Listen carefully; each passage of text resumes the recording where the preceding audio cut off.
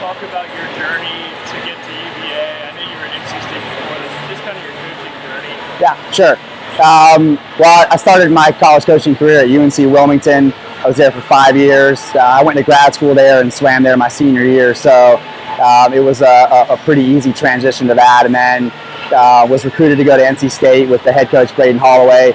Was there for 6 years. And along the way, probably my last 2 or 3 years, I got a lot of questions about and some offers of head coaching positions, and a lot of questions about did I want to be a head coach, and my response is and always has been I do want to be a head coach, and I did back then, but not necessarily of any program. I didn't want to be a head coach bad enough just to go anywhere.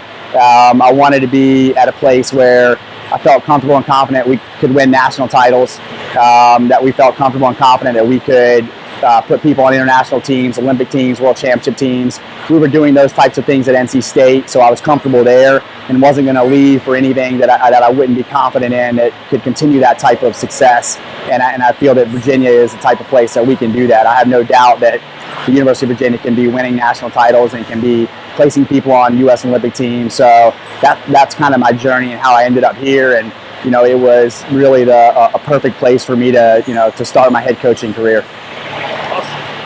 So I've been talking to Peyton and Mary, who's her roommate, and they always talk about how there's just kind of an elevated mood on the deck nowadays. Can you just kind of talk about your philosophy with that, just kind of the enthusiasm that you bring and what your swimmers bring as well? Yeah, I think there's 2 prongs to this. One of which is just my personality. I think in our coaching staff's personalities, we're pretty low-key and laid back. I mean, we're intense and we're perfectionists and we want to win, but we want to have fun. And to me, if I'm not having fun, the athletes aren't going to be having fun, and then everybody's miserable. I'm the type of person. I did a 180 in career. I got my master's in accounting, was a CPA, did tax consulting for 6 years, and then did a 180 and went into college coaching specifically because I wanted to, quality of life. I wanted to enjoy the work that I did on a daily basis. So I bring that type of attitude and my personality to the pool deck, and we just try to create a fun environment and an electric atmosphere. We always have music, pumping at workouts. I enjoy that too. Music gets me pumped up and makes me happy, and so that type of thing rolls into the to the athletes. The second side of that is my personal experience as an athlete. I swam at one institution for 3 years and then transferred for my senior season because I wasn't necessarily enjoying the sport at that initial place, and I knew I still loved the sport. I knew I wanted to continue to swim and compete, but I didn't want to be miserable. I didn't want to not enjoy going to practice on a daily basis. So I transferred, and for my senior year, had a great year, had a lot of fun, and so from that personal experience, I don't want ever any one of our athletes to have that type of situation arise where they're not enjoying the sport and not having fun with it and wanting to retire or quit or transfer somewhere else. So our goal is always to keep people happy, have fun. It's a hard sport. It's a tough sport. There's not a lot of glory. So we got to keep it fun so that they're enjoying it and getting as much out of it. And I believe that like anything in life, if you're having fun while you're working hard, you're going to put a lot more into it and get a lot more out of it. Great. So we just talked to Abby, and she said that you have some unorthodox but fun kind of coaching strategies and drills that you do. She talked about playing one more time while they were swimming. Could you just talk about maybe one of your favorite drills that you do, something that might be a little different from other coaches?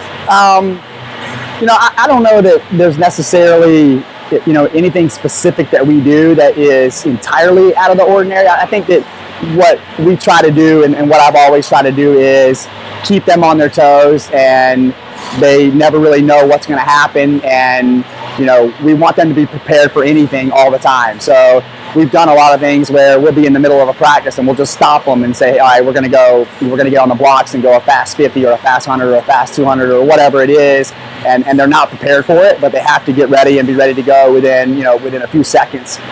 We've done a lot of things where we've had competitions, dual meets, where we didn't warm up in the pool at all.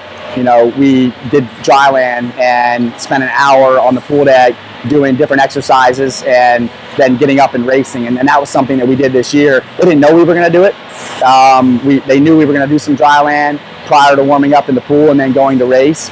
We ended up not getting in the pool at all. We ended up just doing the dry land and keeping them going. And then about 30 minutes before the meet was supposed to start, they were like, hey, are we going to get in the pool? And we're like, no, we're not going to get in the pool. We're just going to do this and get up and race. And they were like kind of shocked, but they thought it was fun and different, but it challenged them to, be able to perform no matter what happens, because you never know what's going to happen in the meet. There's rarely are things perfect, and the stars and the moon and everything's aligned. So we want them to be able to perform at a really high level, regardless of what the situation is. So I think that's kind of the motto that we take throughout the year. And that, rarely, me personally as a coach, do I throw a piece of paper down for a workout and say, here's what we're doing today, ready to go. Because I switch it up, and I don't want them to know what's coming next. I want them to be focused on what they're doing, and at that moment, and then from there we can move on and just keep them on their toes is really the goal for us. Awesome. So obviously you've had some pretty awesome success in your first year with the women winning the ACCs. Where do you see this program going moving forward? Like I said, one of the reasons why I thought this was a great place to be a head coach is I believe that Virginia can win national titles and put people on Olympic teams. So, I think that we can get to that level pretty quickly. This year was a great year, and it's a stepping stone to the future. And I don't want to take anything away from what they did, both teams, men and women, did this year. It was amazing. It was a really fun year. There was a lot of improvement. I think there will continue to be a lot of improvement. Our goals for the program, whether we can get there or not, we'll see. I think we have the capabilities, and a lot of things have to go right. But I'm confident that both teams can be, and our goals are to be top 5 at NCAAs within the next 2 years. And then from there, within the next 3 years following that, so the next 5 years from now, to be winning a national title, at least challenging for a national title in the next 5 years. And then beyond that, the goal is to put people on the Olympic team. So I think we've got some people on the team currently that can contend for Olympic spots in 2020, and then from there just build on it and have more and more of those type of athletes, in going into 2024.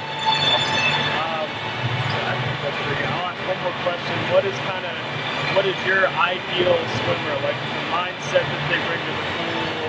Just kind of describe your ideal swimmer in terms of their attitude. Sure. My ideal athlete would be, it's twofold. We're student athletes, so one is that they're focused on their academics. That's going to be the biggest priority, and what we want them to focus on first and foremost. Somebody who wants to get a great education, and typically that's why people come to the University of Virginia in the first place. So we always want to have that aspect. But if we look at just the athletic side of things, really it's about, we want people with a great attitude. We want people that potentially can become great leaders in our program.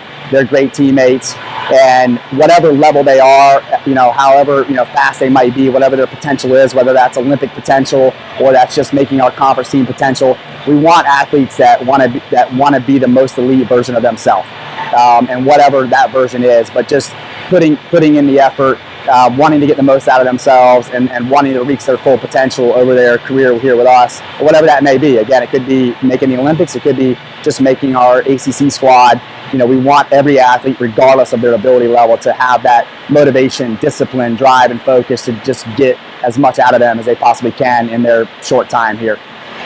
Awesome. It's great help. Cool. I appreciate it. Yeah, absolutely.